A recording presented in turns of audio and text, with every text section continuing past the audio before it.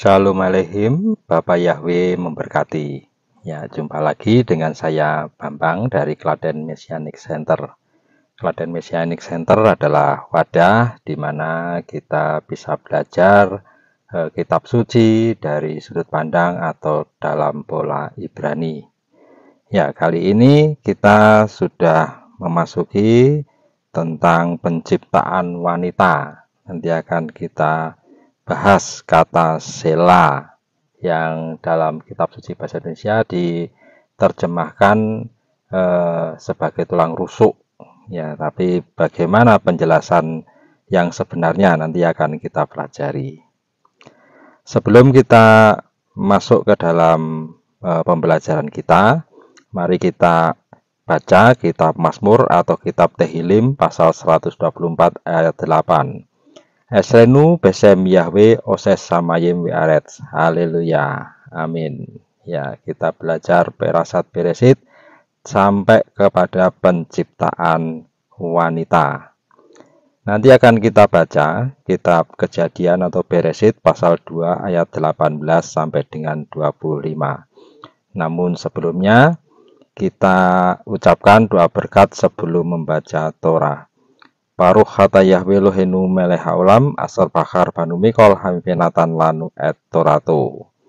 Kejadian atau Beresit pasal 2 ayat 18 sampai dengan 25. Dan Yahweh Elohim berfirman, tidak baik kalau manusia itu seorang diri saja. Aku akan menjadikan baginya seorang penolong sebagai pasangannya. Dan Yahweh Elohim membentuk dari tanah segala binatang liar di padang dan segala burung di udara. Dan dia membawanya kepada Adam untuk melihat bagaimana dia akan menyebutnya. Dan apa yang Adam sebutkan bagi setiap makhluk hidup itu, itulah namanya. Dan Adam menyebutkan nama-nama untuk segala hewan dan untuk burung di udara dan untuk segala binatang liar di padang. Tetapi bagi Adam sendiri, dia belum menemukan seorang penolong sebagai pasangannya. Dan Yahweh Elohim menimpakan kepada Adam tidur lelap, maka dia tertidur. Kemudian dia mengambil satu dari rusuk-rusuknya, lalu dia menutup daging di bawahnya. Dan Yahweh Elohim membentuk rusuk yang telah dia ambil dari manusia itu menjadi seorang wanita, dan dia membawanya kepada manusia itu. Lalu Adam berkata, inilah dia, tulang dari tulangku dan daging dari dagingku. Karena itu dia akan disebut wanita, sebab dari pria dia ini telah diambil. Itulah sebabnya seorang pria akan meninggalkan ayahnya dan ibunya dan bersatu padu dengan istrinya dan mereka menjadi satu daging. Dan mereka keduanya itu telanjang, manusia dan istrinya, dan mereka tidak merasa malu. Haleluya, amin. Mari kita baca doa berkat setelah membaca Torah. Baruch hata Yahweh Eloheinu melech haolam asar natan lanu torat emet wekaye olam nata betohenu. Haleluya. Amin. Ya. Kita masuk ke dalam ayat yang ke-18. Di sini dikatakan tidak baik kalau manusia itu seorang diri saja. Ya, menurut Bapak Yahweh sendirian itu tidak baik. Karena apa? Kalau kita mau jujur ya ini ya. Manusia itu memikirkan dosa atau berbuat dosa itu kebanyakan pada saat sendirian. Itu sangat berbahaya. Oleh karena itu, di dalam kitab Pengkhotbah atau Kohelet pasal 4 ayat 9 sampai 12, di sini dikatakan berdua lebih baik daripada sendiri, karena bagi mereka ada upah yang baik dalam jerih lelah mereka. Sebab jika mereka jatuh, yang seorang akan membangunkan temannya. Tetapi celakalah orang yang jatuh dan tidak ada orang lain untuk membangunkan dia. Juga apabila dua orang berbaring bersama, mereka menjadi hangat. Namun jika sendirian, bagaimana dia menjadi hangat? Dan apabila orang dapat mengalahkan orang yang sendirian, dua orang akan dapat bertahan menghadapinya. Tali 3 lembar tak mudah diputuskan. Ya, ini firman Tuhan seperti itu ya. Jadi sendirian itu memang tidak baik. Ya, di sini kata seorang diri saja di dalam bahasa Ibrani dikatakan lebado. Lebado itu artinya seorang diri saja. Kata dasarnya adalah bat. Bat itu artinya adalah terpisah. Asal katanya adalah badat. Itu artinya adalah terpisah atau terisolasi. Ya, benar-benar putus hubungan dengan orang banyak, hanya sendirian. Dan itu menurut Bapak Yahweh tidak baik. Ya. Lalu kenapa Bapak Yahweh kok bisa berfirman seperti itu ya? Bahwa sendirian itu tidak baik gitu ya. Ya, karena Bapak Yahweh itu pernah sendirian. Ya, Bapak Yahweh itu pernah sendirian, tetapi ketika Bapak Yahweh sendirian tidak ada hal buruk terjadi. Tapi Bapak Yahweh melihat jika kesendirian terjadi pada manusia, maka potensi buruk akan muncul. Akibatnya akan nggak baik. Ya, oleh karena itu Bapak Yahweh mengatakan bahwa mereka itu nggak baik kalau cuma sendirian gitu ya. Jadi harus ada imbangannya, harus ada pendampingnya gitu ya. Dari ayat ini juga bisa dilihat bahwa Bapak Yahweh itu membutuhkan manusia. Jadi yang membutuhkan manusia itu adalah Bapak Yahweh. Karena apa? Bapak Yahweh juga tidak ingin sendirian. Ya, Bapak Yahweh konsisten ya dengan firman-Nya. Bapak Yahweh sendiri juga tidak ingin sendirian, meskipun bisa sendirian. Tetapi Bapak Yahweh ternyata memilih untuk tidak ingin sendirian. Dan tidak ada satu makhluk pun yang sepadan dengan Bapak Yahweh di bumi ini. Tidak ada satu pun. Maka Bapak Yahweh menciptakan mitra. Ya, mitra yang segambar dan serupa dengan dirinya, yaitu tidak lain adalah manusia. Nah, sekarang kita masuk ke dalam proses mencarikan penolong bagi manusia. Di dalam kitab Kejadian atau Beresit pasal 2, pada saat Bapak Yahweh menciptakan manusia, sama sekali tidak disebut kata menurut citra dan rupa Elohim. Itu sama sekali nggak disebut seperti itu. Berbeda dengan kitab Kejadian atau Beresit pasal 1 yang menyebutkan bahwa manusia diciptakan menurut citra dan rupa Elohim. Ya. Kita masuk ke ayat 19. Ya, di sini dikatakan bahwa dan Yahweh Elohim membentuk dari tanah segala binatang liar di padang dan segala burung di udara, dan dia membawanya kepada Adam untuk melihat bagaimana dia akan menyebutnya, dan apa yang disebutkan bagi setiap makhluk hidup itu, itulah namanya. Ya, di dalam kitab Kejadian atau Beresit pasal 2 tidak sama sekali tidak disebutkan bahwa manusia itu secitra dan serupa dengan Elohim. Tetapi di dalam Kejadian atau Beresit pasal 2 ini ada di ayat yang ke-19.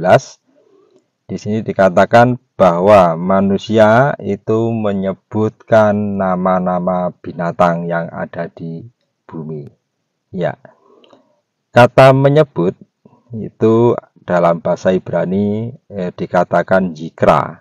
Asal katanya adalah chara. Yikra itu artinya menyebut dan chara itu artinya memanggil atau menyatakan. Ya. Manusia mampu melakukan yikra. Ya, sekarang bandingkan dengan Kejadian atau Beresit pasal 1 ayat 5. Di sini dikatakan, dan untuk terang Elohim menyebutnya siang, dan untuk gelap dia menyebutnya malam. Dan jadilah petang, dan jadilah pagi, itulah hari pertama. Kata menyebut di sini juga dikatakan yikra. Ya, jadi baik di Kejadian pasal 1 ayat 5 dan Kejadian pasal 2 ayat 19, kata menyebut itu sama-sama dikatakan yikra. Ya, Jadi kejadian atau Bereshit pasal 2 yang memang sama sekali tidak menyebut bahwa manusia itu menurut citra dan rupa Elohim. Tetapi di pasal 2 ini, manusia melakukan hal yang sama dengan Elohim. Yaitu apa tadi? Yikra. Ya, menyebutkan nama-nama. Tadi kalau Bapak Yahweh misalnya menciptakan terang gitu ya, maka Bapak Yahweh menyebut itu siang. Lalu ketika gelap, Bapak Yahweh menyebut itu malam. Ya. Jadi di sini kata menyebut ini cukup penting ya. Karena apa? Karena di dalam Bereshit atau Kejadian pasal 2 dijabarkan bahwa manusia itu melakukan hal yang sama yang dilakukan oleh Bapak Yahweh, yaitu apa? Menyebut atau yikra. Artinya di sini ya, Kejadian atau Bereshit pasal 2 itu adalah pembuktian dari Kejadian atau Bereshit pasal 1. Ya, kalau kita lihat ya, ini Adam menyebutkan nama-nama hewan ya. Adam itu memberi nama hewan itu tidak sembarangan ya. Adam menyebutnya sesuai dengan esensi dari binatang yang dinamainya. Nah, ini contohnya Contohnya kijang. Itu Adam menyebutnya sevi. Sevi itu artinya gesit. Lalu ikan. Adam menyebutnya dah. Itu kalau kita artikan itu berlipat ganda. Ya, seperti kijang itu ya, gesit ya. Ya, memang kijang itu gesit kenyataannya ya. Jadi Adam menyebutnya sevi. Untuk ikan, dia sekali beranak bisa ribuan ya, bahkan bisa sampai ratusan ribu anaknya itu. Nah, ini makanya Adam menyebutnya dah. Dah itu artinya adalah berlipat ganda. Anjing bahasa Ibrani-nya adalah kaleb. Kal, leb, kal dan leb. Kal itu seluruhnya, semuanya, sepenuhnya. Kalau leb itu artinya adalah jantung, atau kita sering menyebutnya hati gitu ya. Nah, ini berarti anjing itu artinya adalah sepenuh hati. Ya, kalau bagi Bapak Ibu dan Saudara yang memiliki anjing, meskipun anjing itu diperlakukan tidak baik, tetapi ketika tuannya pergi lama dan kemudian datang, ya pulang ke rumah, anjing itu akan menyambutnya dengan sukacita yang luar biasa. Padahal sehari-hari ya dia sering dipukul dan lain sebagainya ya, tapi dia tetap menyambut tuannya yang datang itu dengan penuh sukacita. Makanya Adam menyebutnya kaleb. Ya. Lalu burung bahasa Ibrani-nya adalah sipor. Sipor itu artinya adalah menjerit. Ya, kalau kita lihat burung berkicau itu ya, burung berkicau itu kan seperti menjerit-jerit ya. Burung elang itu juga ya. Burung Raja Wali itu pun juga. Ya, sekarang kita masuk ke dalam Bereshit pasal 2 ayat yang ke-20. Ya, di sini disebutkan, dan Adam menyebutkan nama-nama untuk segala hewan dan untuk burung di udara dan untuk segala binatang liar di padang. Tetapi bagi Adam sendiri, dia belum menemukan seorang penolong sebagai pasangannya. Ya, di sini Bapak Yahweh ya itu menciptakan binatang-binatang kemudian dibawa kepada Adam itu supaya Adam itu memilih mana yang akan jadi penolong baginya. Tetapi ternyata Adam sama sekali tidak menemukan. Ya, kita pelajari di sini kata penolong. Penolong itu dalam bahasa Ibrani dikatakan ezer. Ezer itu asal katanya adalah azar. Ya, ezer itu artinya penolong, azar itu artinya adalah pertolongan atau bantuan. Ya, jadi penolong yang bagaimana yang dibutuhkan oleh Adam ini. Ya, kita lihat di dalam ayat yang ke-20. Di sini kita lihat 3 kata terakhir ya. Nah, di sini penolong yang diinginkan Adam itu adalah penolong sebagai pasangannya. Ya, pasangannya di dalam bahasa Ibrani dikatakan kenegdo. Kenegdo itu artinya adalah pasangannya. Kata dasarnya itu adalah neget. Neget artinya sesuai, berhadapan, melawan, seimbang. Asal katanya adalah nagat, yang artinya adalah menentang. Jadi, seperti Bapa Yahweh membutuhkan manusia sebagai mitra yang segambar dan serupa dengannya, maka manusia juga membutuhkan mitra yang segambar dan serupa dengan dirinya. Manusia itu jadinya membutuhkan penolong yang apa yang dibutuhkan manusia, yaitu penolong yang neget atau seimbang. Ya, bukan penolong yang posisinya lebih rendah atau penolong yang posisinya lebih tinggi, sama sekali tidak ya. Di sini yang dibutuhkan Adam seorang pendamping atau seorang penolong yang seimbang. Ya, Bapa Yahweh itu juga suka keseimbangan. Maka manusia itu sebenarnya juga membutuhkan keseimbangan. Karena kalau keseimbangan itu diganggu, maka akan terjadi bencana. Ya, kita lihat di dalam kitab Kejadian atau Beresit pasal 2 ayat 21. Di sini ada kata wayapel. Wayapel itu artinya adalah dan menimpakan, ya. Wa itu kan artinya dan ya. Lalu asal katanya adalah napat. Napat itu menjatuhkan atau membaringkan, terjemahannya seperti itu. Nah, kita langsung ke ayat yang ke-22. Dan Yahweh Elohim membentuk rusuk yang telah diambil dari manusia itu menjadi seorang wanita, dan dia membawanya kepada manusia itu. Rusuk di sini bahasa Ibrani-nya adalah Sela. Sela ya, itu sebenarnya artinya bukan rusuk ya. Sela artinya adalah bagian sisi atau setengah bagian ya. Setengah bagian itu kalau suatu benda dibelah gitu ya. Nah, ini yang setengah bagian ini disebut sela kalau bahasa Ibrani. Maka di sini artinya wanita itu diciptakan dari setengah dari tubuh pria, ya, separuh dari tubuh pria, sehingga wanita itu merupakan pasangan bagi pria yang neget atau seimbang, ya, benar-benar seimbang. Ini unik ya.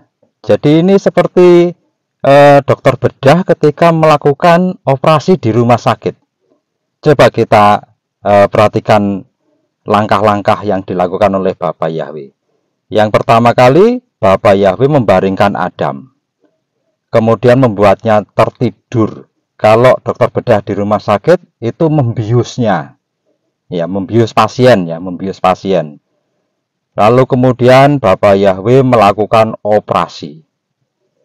Mengambil sela, mengambil separuh bagian dari Adam. Wah, ini operasi besar sekali ya. Tetapi yang melakukan adalah dokter dari segala dokter. Jadi ini yang melakukan Bapa Yahweh sendiri. Jadi pasti semuanya berjalan oke semua. Dan Adam tidak merasakan kesakitan sama sekali. Karena dibius oleh Bapa Yahweh, dibuat tidur. Kitab suci mengatakan seperti ini. Sehingga tidak merasakan ketika Bapa Yahweh mengambil separuh bagian dari tubuhnya. Dan sela atau separuh bagian dari tubuh Adam ini menjadi bahan bagi Bapa Yahweh untuk menciptakan wanita. Unik sekali kan ini kan? Iya, jadi itu yang terjadi. Ya, ini mungkin operasi yang pertama kali atau pembedahan yang pertama kali dilakukan di dunia ini, yaitu di Taman Eden oleh Bapa Yahweh.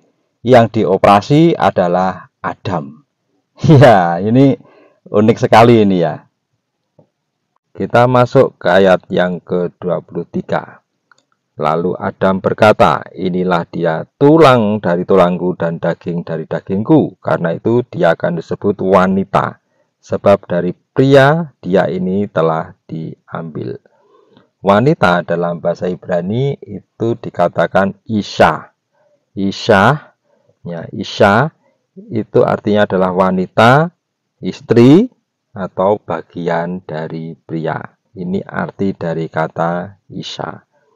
Jadi, karena wanita yang pertama itu diciptakan dari manusia pertama, yaitu Adam, maka semua manusia di muka bumi ini berasal dari Adam. Ya, tidak berasal dari yang lain, mereka berasal dari Adam.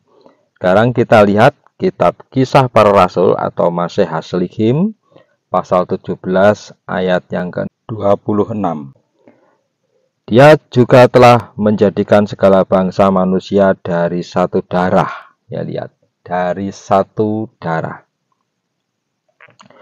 Untuk berdiam di atas seluruh muka bumi, dengan menentukan musim-musim dan batas-batas kediaman mereka ketika direncanakan sebelumnya.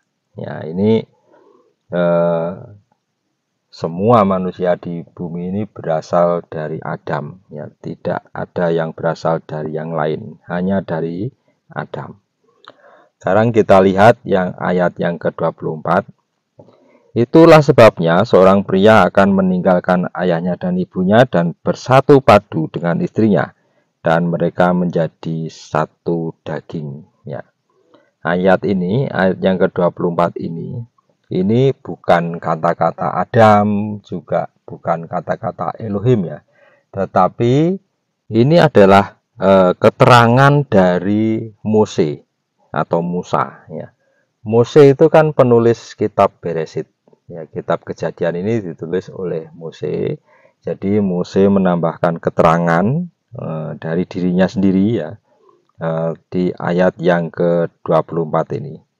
Nanti di dalam berita dasar itu oleh Tuhan Yesus ditegaskan kembali ya kata-kata Mose ini. Ya, kalau kita lihat di ayat yang ke-24 ini ada kata Ish artinya adalah pria dan Isha itu artinya adalah wanita. Ya, kata Ish dan Isha itu masing-masing 3 huruf, tetapi 2 huruf ini sama di antara kedua kata ini ya. Ini sama, yaitu huruf alef dan huruf sin. Ya, sekarang mari kita ambil huruf alef dan huruf sinnya. Artinya apa? Kesamaannya kita ambil dan kita buang kesamaannya ya. Nah, di sini maka akan muncul kata Yah. Yah itu singkatan dari nama Bapa. Nama Bapa adalah Yahweh. Nah, di sini singkat Yah. Seperti di kata ini ya, haleluya gitu ya. Haleluya. Ya-nya ini kan singkatan dari nama Bapa, yaitu Bapa Yahweh. Disingkat Yah gitu ya di sini ya. Kalau tidak kita menyebutnya Yah gitu ya. Ya, tetapi kalau yang kita ambil adalah perbedaannya dan kita buang perbedaan tersebut, ya maka di sini akan muncul kata Eis. Eis itu artinya adalah api, ya. Eis artinya adalah api. Jadi di dalam kehidupan suami istri, di dalam kehidupan berkeluarga, ya itu perbedaan itu jangan disingkirkan ya. Karena kalau perbedaan disingkirkan dan kita berusaha untuk menjadi sama satu dengan yang lain, maka itu akan muncul akan muncul api. Tetapi jika kehidupan berkeluarga antara suami dan istri itu perbedaannya dipertahankan, tetapi persamaannya yang dibuang, maka di situ akan muncul kata Yah, ya, singkatan dari nama Yahweh. Artinya itu harus ada Bapa Yahweh di dalam perkawinan. Kalau mau ada Bapa Yahweh di dalam perkawinan, maka yang kita buang adalah kesamaannya dan kita pelihara perbedaannya. Karena dengan perbedaan dua orang, maka kehidupan si suami atau kehidupan si istri akan menjadi kaya dan penuh warna. Misalnya ya, si suami itu senengannya makan pecel, misalnya gitu. Tapi si istri senengannya makan soto.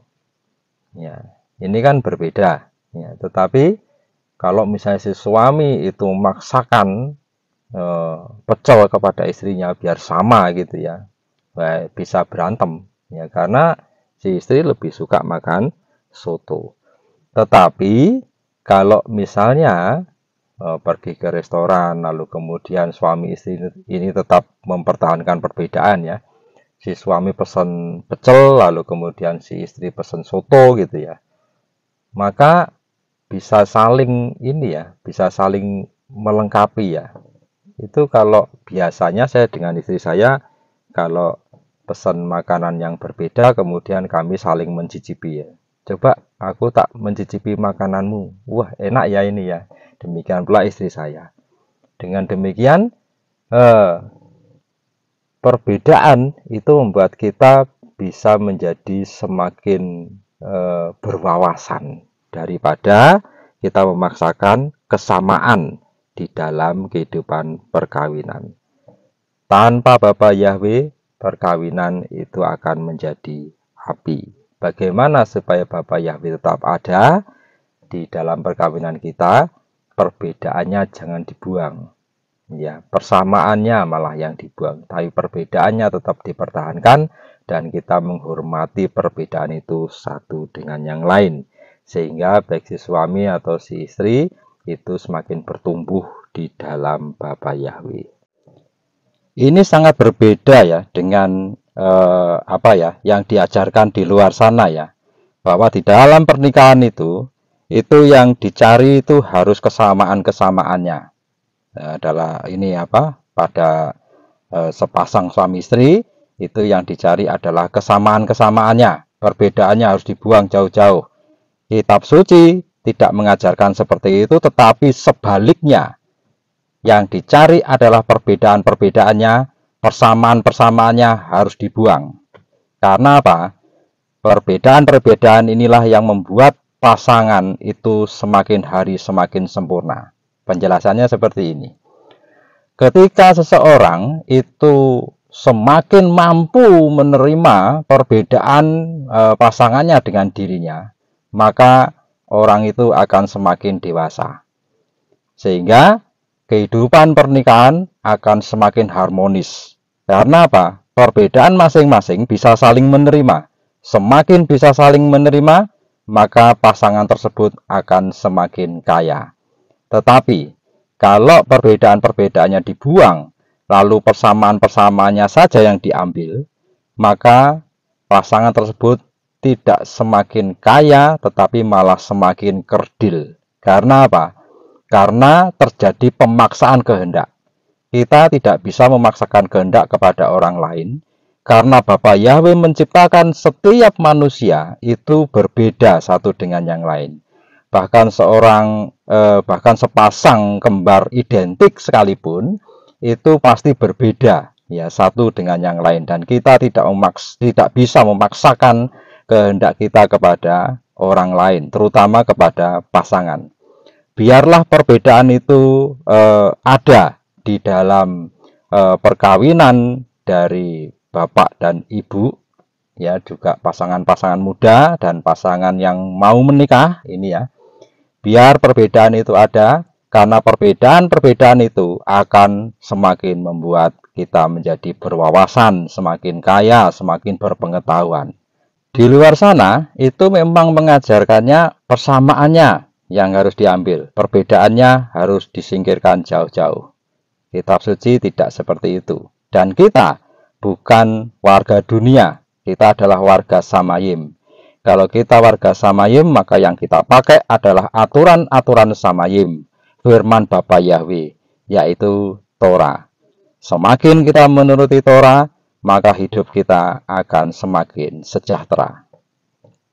Dan ini bagi ini ya, ini sebelumnya mohon maaf ya, untuk pasangan-pasangan yang saat ini sedang menghadapi masalah, ya, pengajaran ini bisa diperdengarkan kepada pasangannya, ya, kalau bersedia. Ingat, kita harus menghormati perbedaan pasangan kita, ya. Kalau bersedia, nanti diperdengarkan aja, gitu ya, bahwa kita itu harus menerima perbedaan satu dengan yang lain supaya semakin kaya. Dan kita harus ingat ya, bahwa perbedaan itu ada perbedaan yang positif dan ada perbedaan yang negatif. Misalnya seperti ini. Misalnya ini ya. Si suami misalnya itu rajin ibadah. Tetapi si istri malah suka mabuk misalnya gitu ya. Nah, zaman sekarang kan wanita mabuk kan banyak ya. Jadi biasanya yang dicontohkan pemabuk itu pria. Ya, karena saya pria ya ini yang saya contohkan wanita. Ya, mohon maaf ya.